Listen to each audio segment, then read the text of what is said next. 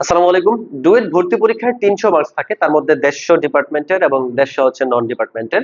সেই নন ডিপার্টমেন্টের ১৫০ এর মধ্যে আবার এমসিকিউ এ ৬০ মার্ক এবং রিটেনে ৯০ মার্ক, আবার ডিপার্টমেন্টেও ঠিক সেম একইভাবে ভাগ আছে। এই বিষয়গুলো আমরা সবাই প্রায় জানি, বাট যেই জিনিসটা আমরা জানি না সেটা হচ্ছে নন ডিপার্টমেন্টের যে সিলেবাস আমাদের ডুয়েট ভর্তির জন্য, সেই সিলেবাসের সাথে ইন্টারমিডিয়েটের যে ফুল সিলেবাস আছে সেটার সাথে কতটুকু পার্থক্য, এটা তোমাদের অনেকের প্রশ্ন যে ভাইয়া ইন্টারমিডিয়েট সিলেবাসের কতটুকু অংশ আমাকে পড়তে হবে ডুয়েট এডমিশনের নন টেক পার্টের জন্য। সো এই বিষয়টা নিয়ে আমি আজকে আলোচনা করব। তবে আমি শুধুমাত্র আজকে এই জায়গার ফিজিক্সের যে ইন ডিটেইল বিষয় আছে সেগুলো নিয়ে আলোচনা করব, এবং ধারাবাহিকভাবে চেষ্টা করব আমরা ম্যাথ, কেমিস্ট্রি এবং ইংলিশের জন্য এভাবে ইন ডিটেইল সিলেবাসটা নিয়ে আসতে। তো দেখো, আহ, আমরা আমাদের মূল আলোচনাটা শুরু করি। আচ্ছা, আলোচনা শুরুর আগে একটা বিষয় বলি, তোমরা ইদানিং অনেকেই আমাদেরকে অনেক বিষয় আমাদের কাছে জানতে চাচ্ছ। তো এই বিষয়গুলোর মধ্যে খুবই গুরুত্বপূর্ণ বিষয় থাকে, অনেক বিষয় নিয়ে প্রশ্ন করো, লাইক আমাদের আসলে কোন সেমিস্টার থেকে প্রিপারেশন শুরু করা উচিত, কি প্রিপারেশন নিব, কিভাবে প্রিপারেশন নিব, কতটুকু প্রিপারেশন নিব, বা হচ্ছে স্পেশালি সপ্তম পর্বে যারা আছো তোমরা হচ্ছে কোচিং সিলেকশন নিয়ে অনেক সময় অনেক প্রশ্ন করো। তো কোচিং সিলেকশন ফ্যাক্টর কি, ঠিক আছে, বা ডিপার্টমেন্টের জন্য আসলে কতটুকু পড়া উচিত, নন ডিপার্টমেন্টের কোন কোন বই পড়বো, ঠিক আছে, এই সকল বিষয় নিয়ে তোমরা অনেক প্রশ্ন করো। তো এই বিষয় নিয়ে আমরা একটা ডুয়েট বিষয়ক কিউএনএ নিয়ে একটা সেমিনার করতে চাচ্ছি। সেটা হচ্ছে আগামী ৭ তারিখে ইনশাল্লাহ সন্ধ্যা ৭টায় আমরা ফিক্স করেছি। সেই তারিখে ইনশাল্লাহ সেই সেমিনারটা অনুষ্ঠিত হবে। তোমরা যারা সেই সেমিনারটাতে পার্টিসিপেট করতে চাও, তোমরা একটা গুগল ফর্ম দিয়ে দিব, সেখানে তোমরা যুক্ত হয়ে যাও, ঠিক আছে। তো চলো আমরা আমাদের আলোচনা শুরু করি।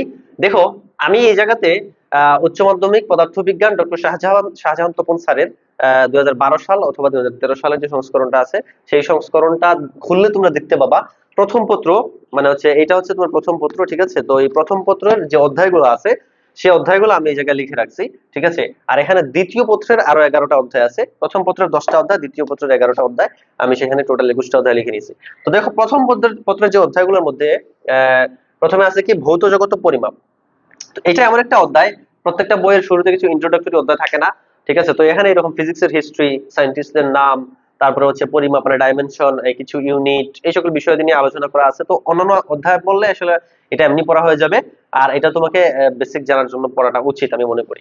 যদিও এটা হচ্ছে গাজীপুরের মানে ক্লাসগুলো যখন হয় অফলাইনে ভাইয়ারা আমাদেরকে পড়ায় না, ঠিক আছে। তো এখন অবশ্য সেকেন্ড চ্যাপ্টারে ভেক্টর যেটা, এটা তোমাদেরকে অবশ্যই পড়তে হবে, এখান থেকে প্রশ্ন আসে। তারপরে আসো গতিবিদ্যা, এটাও তোমাদেরকে পড়তে হবে। তবে গতিবিদ্যার ভিতরে তোমার হচ্ছে রৈখিক গতি একটা আছে, তারপরে কৌণিক দ্বিমাত্রিক গতি আর একটা পার্ট আছে, ঠিক আছে। এই জিনিসগুলো তোমাকে অবশ্যই পড়তে হবে। এখানে এটা দুইটা পার্টে ভাগ হয়ে যাবে। তো একটা জিনিস বলি, এই ভেক্টর যে আমি বলছি, এই ভেক্টরের মধ্যে কিছু লেস ইম্পর্টেন্ট টপিক আছে যেটা তোমাকে না পড়লেও চলে, ঠিক আছে। তো এই লেস ইম্পর্টেন্ট টপিকগুলো তুমি কিভাবে আইডেন্টিফাই করবা? তো এটার জন্য যেটা করি আমি, আমার প্রত্যেকটা চ্যাপ্টার শুরুর আগে প্রত্যেকটা চ্যাপ্টারের মনে করো 20টা টপিক থাকতে পারে, 25টা টপিক থাকতে পারে, 15টা টপিক থাকতে পারে, সবগুলো টপিক আমি ইন ডিটেইল বোর্ডে লিখি। লেখার পরে কোনটা বেশি ইম্পর্টেন্ট, কোনটা কম কম ইম্পর্টেন্ট, কোনটা পড়তে হবে, কোনটা না পড়লেও চলবে, কোনটা পড়া উচিত না, এইভাবে ডেভিয়েশন মানে পার্থক্য করে আমি সেটা দেখিয়ে দিই, ঠিক আছে। তো সেটা আমি আমার ভেক্টরের ফ্রি প্লেলিস্ট করছি, সেখানে তোমরা দেখতে পাচ্ছ। বাট বাকি চ্যাপ্টারগুলো যদি করতে হয় তোমরা আসলে মানে এর ফ্রি দেওয়া সম্ভব না, তোমরা আমাদের কোর্সে আসলে যুক্ত হলে আশা করি পেয়ে যাবা সেগুলা।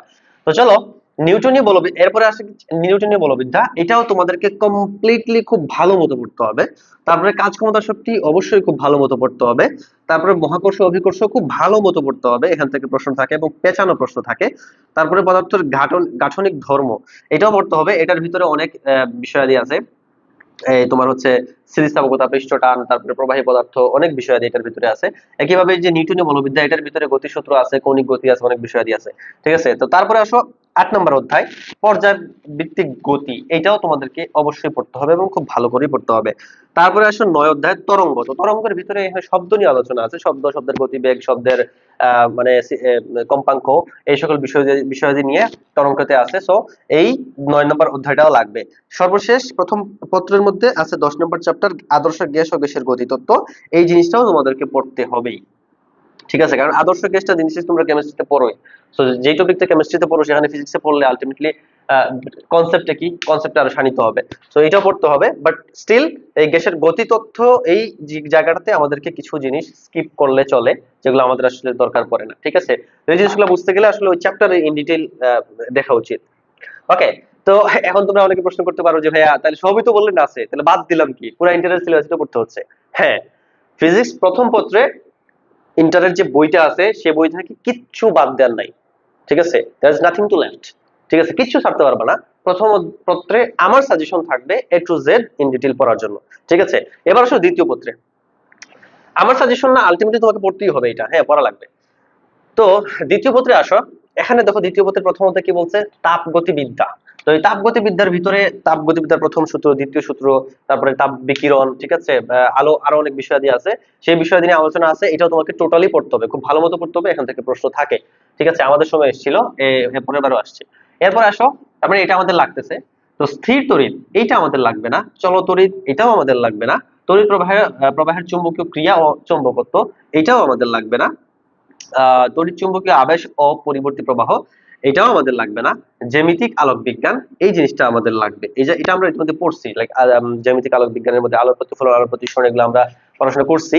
তো এর মধ্যে আরেকটা ইম্পর্টেন্ট টার্ম আছে, সেটা হচ্ছে প্রিজম। তো প্রিজমটা অবশ্যই খুব ভালো মতো পড়তে হবে, ঠিক আছে। এগুলো আমি আমার ওই চ্যাপ্টারের ইন ডিটেইল সিলেবাসে বলে থাকি আর কি, কোনটা কোন টপিক ভালো করে পড়তে হবে, কোন ডিটেইল কম পড়তে হবে, কোন ডিটেইল পড়া লাগবে না, স্কিপ করতে হবে।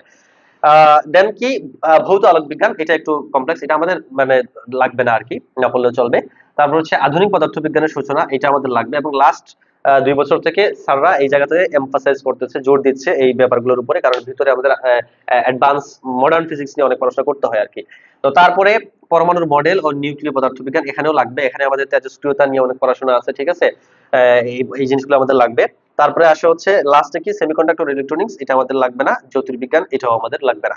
সো আলটিমেটলি দেখো সেকেন্ড পার্টে আমাদেরকে একটা বড় অংশ বাদ দিতে হয়, 2 নম্বর অধ্যায়, 3 নম্বর অধ্যায়, 4 নম্বর অধ্যায়, 5 নম্বর অধ্যায় কমপ্লিটলি বাদ, ঠিক আছে। এখানে আমাদের কিচ্ছু দরকার নাই, 7 নম্বর অধ্যায়ে কিচ্ছু দরকার নাই, 10, 11 এগুলো বাদ দিতে হবে। আলটিমেটলি এই চ্যাপ্টার থেকে পড়তে হবে 1, 6, 8 এবং 9, এই অধ্যায়গুলো আমাদের পড়তে হবে, ঠিক আছে। তো এই অধ্যায়গুলোর মধ্যে খুব একটা কিছু বাদ দেওয়ার নাই যদিও, বাট স্টিল তুমি চাইলে ভৌত জ্যামিতিক আলোক বিজ্ঞান থেকে 2 একটা টপিক স্কিপ করার মতো আছে, এবং তেজস্ক্রিয়তা থেকেও হয়তো আমি ইন ডিটেইল আলোচনা করলে সেখানে 2 একটা টপিক বাদ দিতে পারি, যেটা আসলে আমাদের দরকার নেই, ঠিক আছে। এই হচ্ছে আমাদের ওভারঅল আলোচনা। বাট একটা বিষয় ভাইয়া তোমাদেরকে আমি আহ শেষ করার আগে বলি, সেটা হচ্ছে কি, আহ এখন আমরা হচ্ছে আজ থেকে 1-1.5 বছর 2 বছর আগে যখন কোনো ভাই, 2-3 ভাইকে তুমি প্রশ্ন করতা যে ভাইয়া আমি আসলে কতটুকু পড়বো বইয়ের মধ্যে, আমি কি শুধুমাত্র আমার যতটুকু প্রয়োজন ততটুকুই পড়বো নাকি ইন ডিটেইল পড়বো? তো দেখো, আমি আমার এডমিশনে যখন ছিলাম, আমাকে আমি এক ভাইয়াকে এরকম প্রশ্ন করছিলাম যে ভাই আমি তো এই জিনিসটা বুঝতেছি না, আমার কি পুরো চ্যাপ্টার রিডিং করা উচিত কিনা। তো ভাই আমাকে বলছিলেন, যাবেন, আমি তোমাকে 2টা অপশন দিব, কোন অপশন তুমি চুজ করবা, তোমার কি ডুয়েটে চান্স পাও, তুমি কি ডুয়েটে চান্স পাইতে চাও, নাকি তুমি ফিজিক্স সম্পর্কে জ্ঞান অর্জন করতে চাও? প্রশ্নটা ভালো করে বুঝো, তুমি কি ডুয়েটে চান্স পাইতে চাও নাকি তুমি ফিজিক্স সম্পর্কে জ্ঞান অর্জন করতে চাও? তো আমি সেখানে বলছিলাম ভাই আমি ডুয়েটে চান্স পেতে চাই, ঠিক আছে, স্বাভাবিকভাবে তুমি সেটাই বলবা।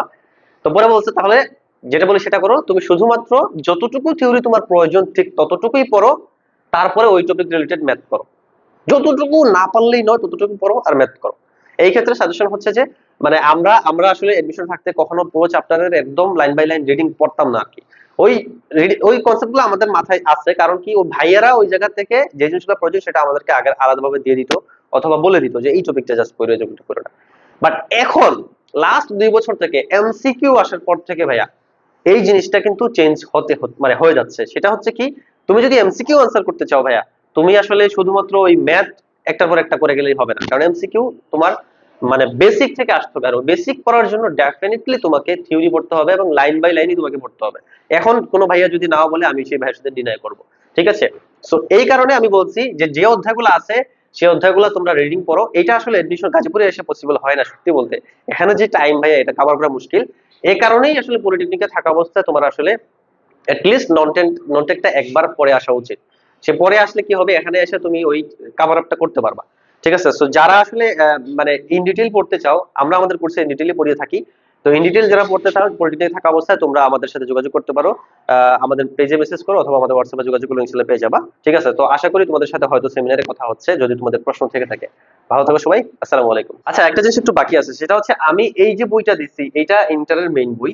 তো গাজীপুরের ডুয়েট এডমিশন, গাজীপুরের লাইব্রেরি গুলো ডুয়েট এডমিশনের সিলেবাসকে টার্গেট করে এই আমাদের যে অংশটুকু বাদ গেছে এই অংশটুকে বাদ দিয়ে, ঠিক আছে, নতুন করে মডিফাই করে শুধুমাত্র আমাদের প্রয়োজনীয় চ্যাপ্টার গুলো দিয়ে হচ্ছে মডিফাইড ভার্সন বই গাজীপুরে পাওয়া যায়। যেমন প্রথম পত্র এটাও হচ্ছে একটু সাজানো, মানে একটু ইয়ে করা আছে, অর্গানাইজ করা। আবার এই দ্বিতীয় পত্রের এই টপিকগুলো বাদ দিয়েও গাজীপুরে আবার কিন্তু মডিফাইড বই আছে। তো তোমরা যারা পলিটেকনিকে ওই ইন্টারের বই থেকে মনে করতো যে ভাই একটা বই আমার হাতে আছে, এই যে এই বইয়ের কিছু জিনিস আমি পড়বো না, এটা মানে দেখলে খারাপ লাগে যে কিছু জিনিস ছাড়তেছি, সো এক্ষেত্রে তোমরা ওই মডিফাইড ভার্সন বইটা কিনতে পারো। ওই বইয়ের মধ্যে এই এক্সট্রা জিনিসগুলা বাদ দেওয়ার চেষ্টা করা হয়েছে, দুই একটা অধ্যায় যদিও আছে। তো তোমরা যারা বই কিনতে চাও গাজীপুর থেকে কোনো লাইব্রেরিকে মেসেজ করে বই কিনে নিও, তখন তোমরা এটা তোমাদের জন্য সুবিধা হবে। এটা বলা ছিল। ঠিক আছে, থ্যাংক ইউ।